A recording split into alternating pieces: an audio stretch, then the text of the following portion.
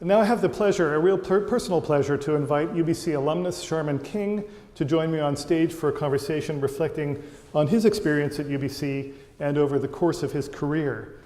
Sharman graduated from UBC with a Bachelor of Music degree in the class of 1970, as I said. His lifelong career as a musician has been very diverse, playing trombone in big bands, club bands, the Vancouver Opera Orchestra, the Edmonton Symphony Orchestra, teaching at the University of Calgary, and more recently here at UBC in his retirement, so to speak. He's been a recording studio musician with Olivia Newton-John and Procol Harum, many others, of course, as well. He has toured with jazz greats Buddy Rich and especially Tommy Banks, and has performed with singers such as Frank Sinatra, Tony Bennett, Ray Charles, Sarah Vaughan, Tom Jones, and BC's own Diana Krall. In short, he knows a thing or two about the music business. He also knows a thing or two about business, having founded a very successful bookstore business that grew to sustain multiple outlets. Having retired from the book business, but not from the music business, he now serves on several business boards and has also served the UBC Library as a member of its advisory board. In short, Sharman King has been busy since graduating from UBC in 1970, and he knows the value of a music degree. Please join me in greeting Sharman King.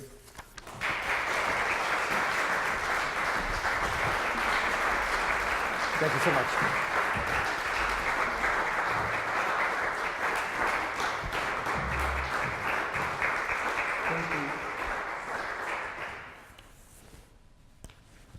I've got some questions here, which Sharman's already seen, except for a few of them. Sharman, I want to begin by evoking for students here a sense of history, to understand the roots of our sense of community. When you graduated in 1970, the building was just 2 years old. It's now pretty well worn. It's got a lot of history in it, but it was brand new. In fact, Sharman told me just earlier today that he wired these outlets that are here on the stage. He was a builder, not only a shaker. So tell me, what was the campus like when you first came here? What were the classes like, the students, the professors? What was it like? Okay, when I first came here, it was the last year of the music school being in what we called the old building, which was became the Arts 1 building over by the education department. The school was very new. The first graduating class had graduated a year previously in 65, 60, around there. 63, it's interesting, there were 25 roughly graduates, 2 of whom have Orders of Canada, so they did well right from the beginning. The school at the time was new. The university hired a head to get it established, get it going, and they modeled themselves after University of Southern California. They brought largely faculty from USC or people that had been associated with USC, and the program paralleled USC in that there was a theory class and a history class that were historically linked. So in first year history, first year theory, you studied really up to common practice period, and then second year was common practice period. So in first year you learned pre-Renaissance music until Christmas, and then Renaissance music from Christmas till the end of that year. And you did it both in ear training, in theory, and in history. So it paralleled very well. And that program really worked quite well, and what we have now is very much a descendant of that in many ways. The school was very small. There was no entrance requirement.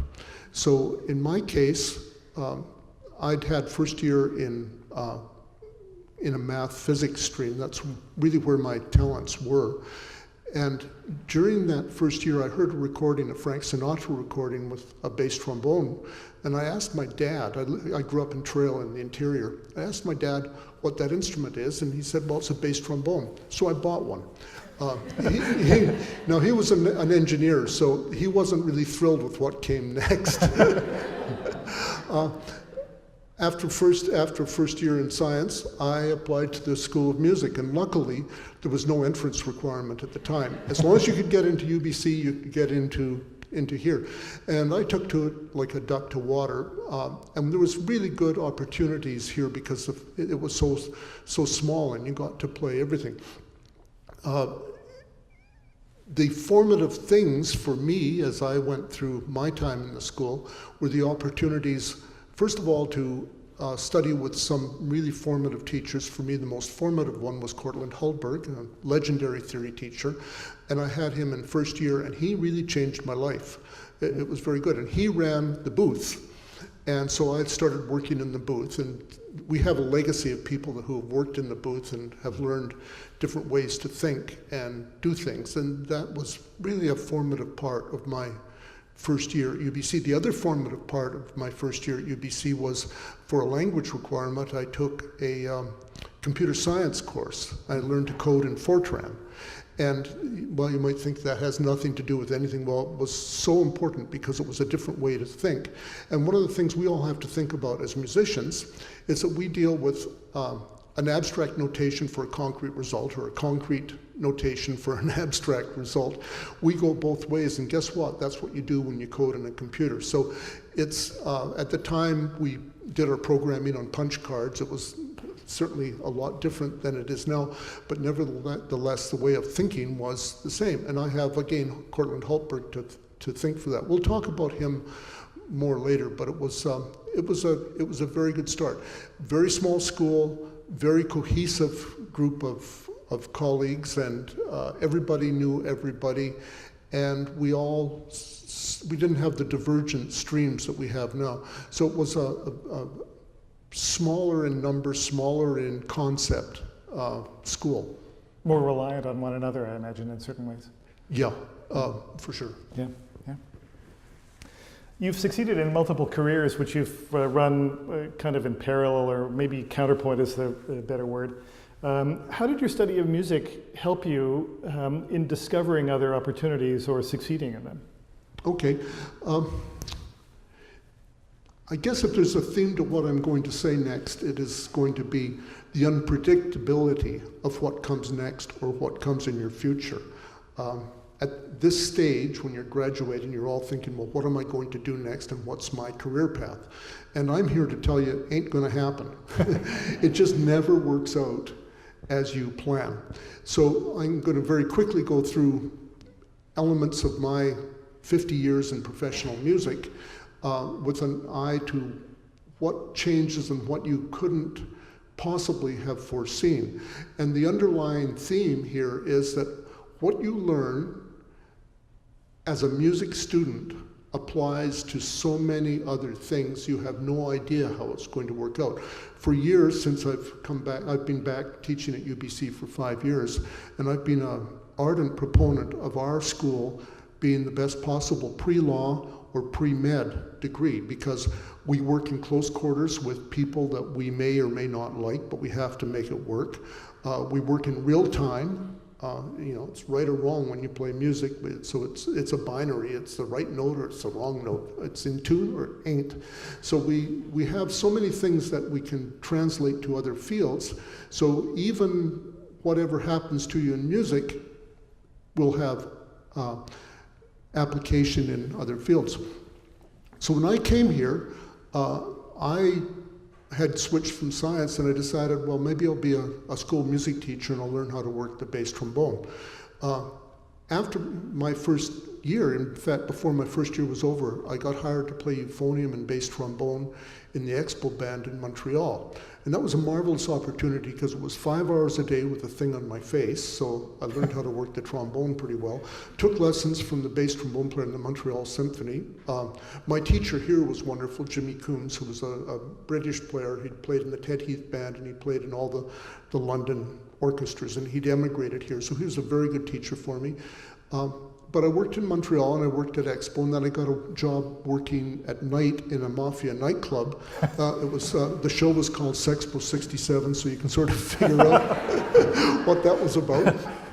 And I came back to school, and then when I came back, they were in this new building, so that was thrilling. And then immediately when I got back here, I had mentors in Cortland Hultberg and Dave Robbins, who was a trombone instructor, the lead trombone instructor here, and Ian McDougall, who at the time was a working trombone player and shortly became a master's student here.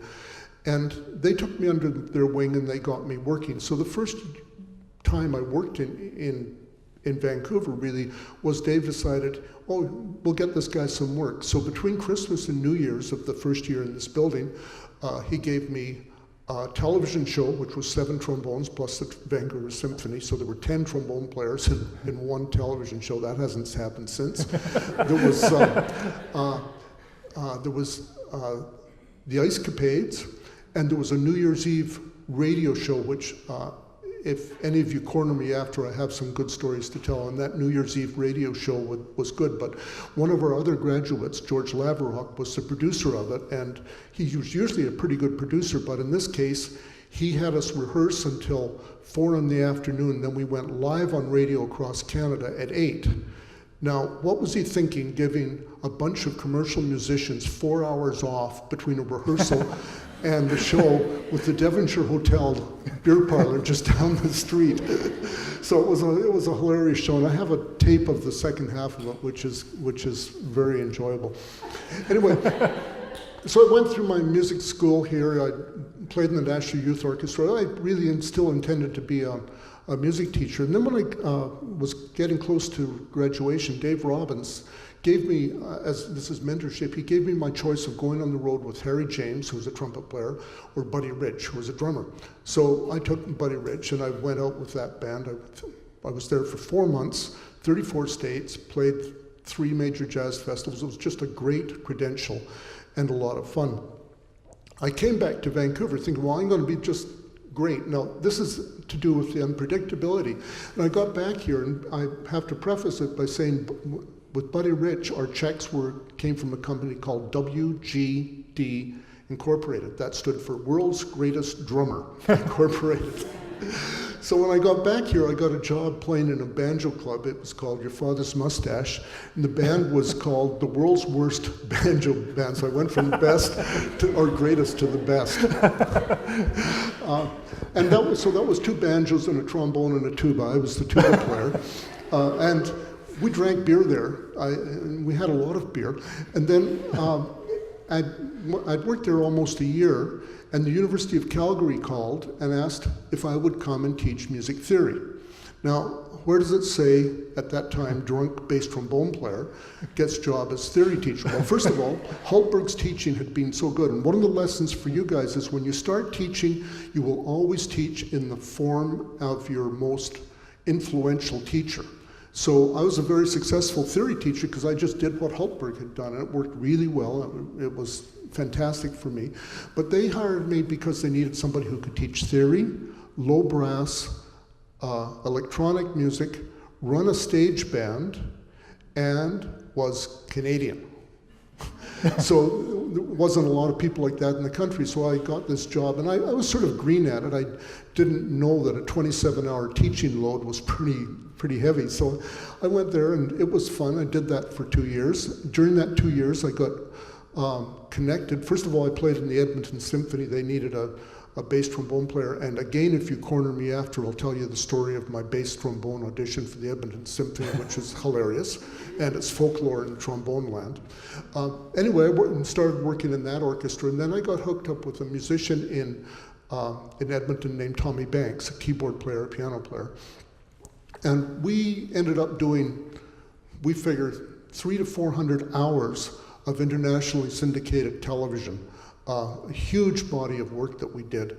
And it was really an amazing thing. Now I have to tell you about Tom, is that Tom has a grade 10 education. That's as far as he got, because he got busy as a musician. He's a brilliant man, he just died. He Churchillian scholar, lawyers consult him on contract writing because his skills of concise English were phenomenal. He was really influential to me. So we stayed hooked up, and over the next 10 years when I started working as a musician, we did shows back and forth. One of the shows that we did was, I quit my job. I have to go back and I say I quit my job in the unpredictability part. Ian McDougall, who had 5 acres in White Rock, he phoned me and he said, they're moving to Toronto, do I want to rent his place? I said yes, and I went out to the university that day and quit my job at the university and came back here. And in the course of doing that, I didn't really burn any bridges, but I stayed connected with Edmonton, but I was back here. But one of the things in Edmonton is we had a TV series that, again, we rehearsed until 8 o'clock, and then we did it live to tape at 8 o'clock on Saturday nights. And so again, 4 hours off for the musicians, and at the campus at U of A, there was no place to drink, except there was a faculty club. So I came out to UBC and I talked to the head at the time and I said, well, I need a job.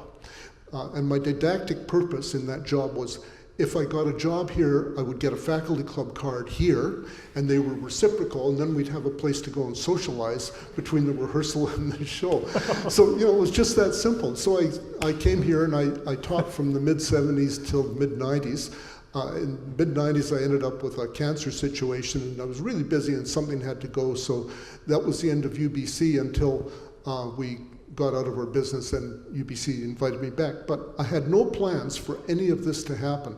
And then once I was back here and working and teaching at UBC, life just happened and opportunities followed opportunities. But during that time, the variety television shows that we were making, and we say of that time as musicians, the streets were paved with gold because the financial returns were unbelievable. It was so good.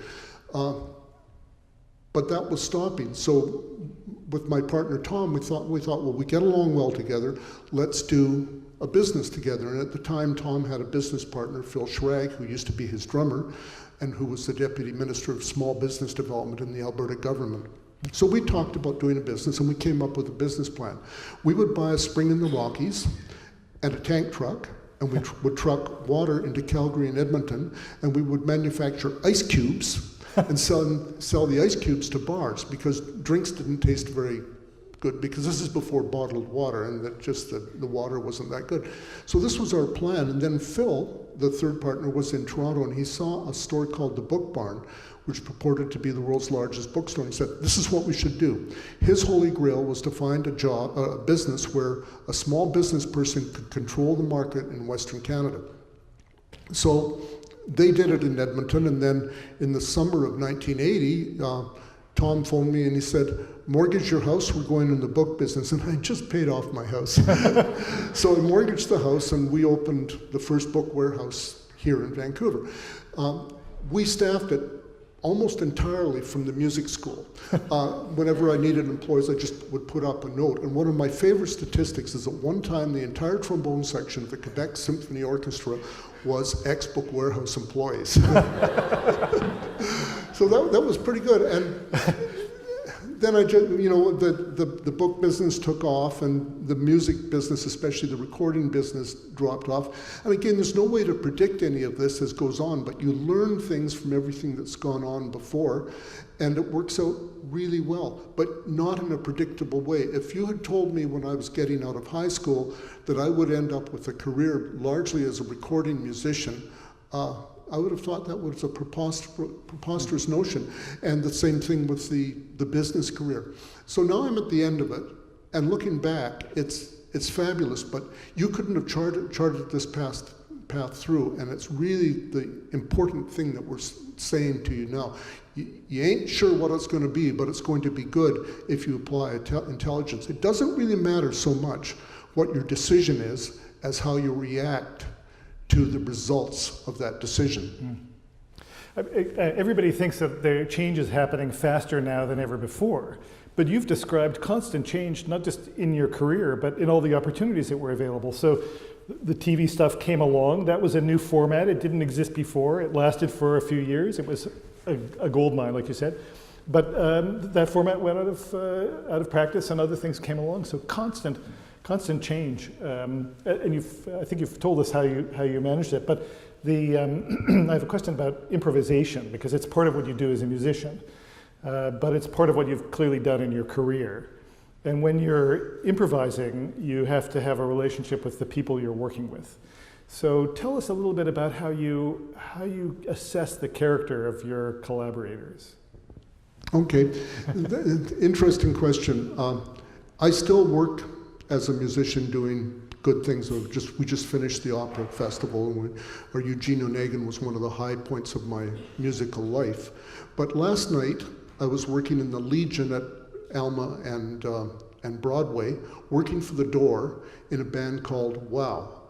And it's a 10-piece improvising band, but all of the music is written by Jack Fulton and Paul Ruland. Over the course of that band, they wrote 240 charts. It's a huge body of work. Paul Ruland, especially, his music copying looks like the best thing you've ever seen, and he could write counterpoint onto parts without necessarily writing a score. It was a very good thing.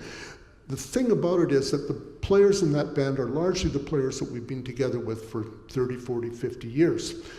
We all know each other. We get along well together, so you build a community, and that community goes along. People die at the end, new people come in. But one of the big things is your stylistic flexibility, because the styles of music change imperceptibly year to year until something big happens, but over the course of decades, they change incredibly. So one of the most useful things I learned was in first year theory, Renaissance music performance practices, and how to discern what was musical in Renaissance music. Now, coming from Trail and having a background in an Italian community band didn't really prepare one for that eventuality. But once you learn how to hear what's musical in a style, you get a flexibility for working in that in the future. So this group of musicians, we were largely, when I started, it was sort of the end of the swing era and rock and roll was happening, but about 5 years into it, something came along called disco. And disco killed so many of the old swing musicians because they couldn't play in time and fast enough with it, especially with headphones and in studios. It was a technical problem. But the community evolved because we had to evolve as a community to be able to record this music competitively in Vancouver. There had to be a reason to come to Vancouver to do these projects. And we evolved very well, but in a very cohesive way. Everyone got along well, and it's thrilling to look back. The band last night, there's people in there I've worked with for 50 years. It's so good, and we're still doing the same thing, a bit different, but as very good friends. You mentioned Cortland Hultberg, the teacher, faculty member here, and Tommy Banks, recently deceased, but Senator Tommy Banks. So they were important mentors and friends for you. Tell us a little bit about them and about other mentors in your life. Sure. Dave Robbins was a violinist. He was the concertmaster in the Cincinnati Conservatory in the late 30s. And the war came along, and he was going to be drafted, and he played euphonium. His dad was a Midwestern band director. So Dave went into the Marine Band in Washington, D.C., and he very quickly decided this was not for him. But he was a well-trained musician, so he started to write arrangements for the President's Own Dance Band, which was the dance band part of the Marines. And he was very successful at that and did that throughout the war. Then at the end of the war, he became Harry James' music director and traveled all over the place with Harry. And during those travels, he ended up marrying a dancer from Vancouver. Trombone players and dancers seem to get together quite often. And he came here, and I would, just to deflect the question a little bit, we've always had a very good recording industry here. And I put the blame for that, or the credit for that, solely at Cortland Hultberg and Dave Robbins, because they were teaching at UBC, and Hultberg's choir, the chamber singers, was a 12-voice choir that sang only before 1600 and after 1900. Everyone had to be able to sing with no vibrato, sight sing impeccably. Well, those singers became a company called Griffiths Gibson Productions, which was a jingle production house. One of the early jingles, which was for Datsun cars, Datsun was Nissan, Yeah, you know became now. Nissan, Doreen Oak, who you know around here, sang on one of those, and she made enough money that she bought a car. It was a golden opportunity. But to compete in that market in North America, we needed recording studios. So because of Dave being Mr. CBC at the time and really developing a lot of players, Don Thompson would be a very good example, but there were just tons of players that went through his tutelage there and his teaching here, and Cortland Haltberg. Between those guys, we ended up with our first good recording studio, which was Little Mountain Sound, 201 West 7th. The first session there was all the jingles for Pontiac cars in North America for a whole year. So that was a very tense day in that shakedown of that studio, but it was all because of Cortland and all because of Dave Robbins. You have no idea. And you have no idea really who's going to be influential in the future now, except that you can be quite sure, because UBC is a preeminent music training place here, it's going to be you guys in some form.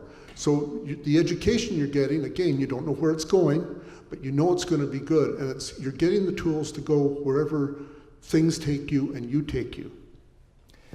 You've given lots of advice for students. Do you have any advice for faculty or for the school? Sure. He knows I'm passionate about that. I really believe that the school has to have a philosophy and has to have a direction and has to evolve. And I know from having been in lots of situations where people have tried to change things by blowing things up and then starting new. That seldom works.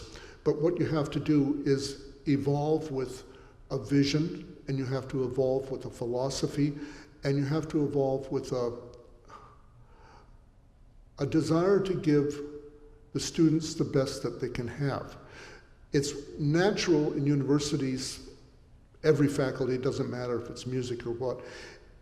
Once somebody has a faculty position, then the university teaching game becomes a different thing. It becomes the structure of the university, it becomes the structure of your tenure, it becomes the structure of who gets chosen next to come into the school, and these are all crucial things, and I would really, as I am in the absolute twilight of my stuff, I'm the oldest, most junior person working at UBC, is that the students have to come first.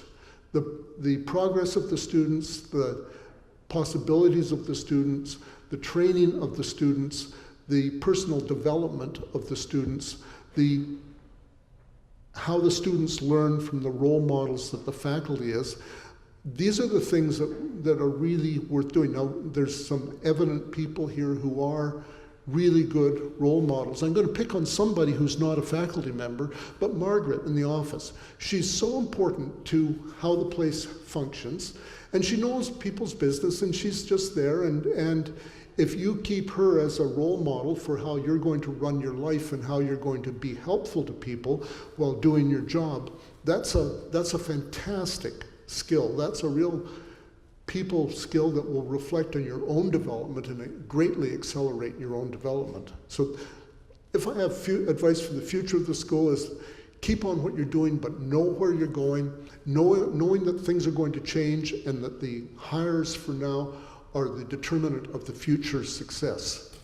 Excellent. Thank you for saying that. All of that. One last question. I hear you've bought and sold trombones, at least one of them. Was it a profitable venture? It's Shires? Yeah. Okay, I like pawn shops. I can't stay out of secondhand stores and pawn shops.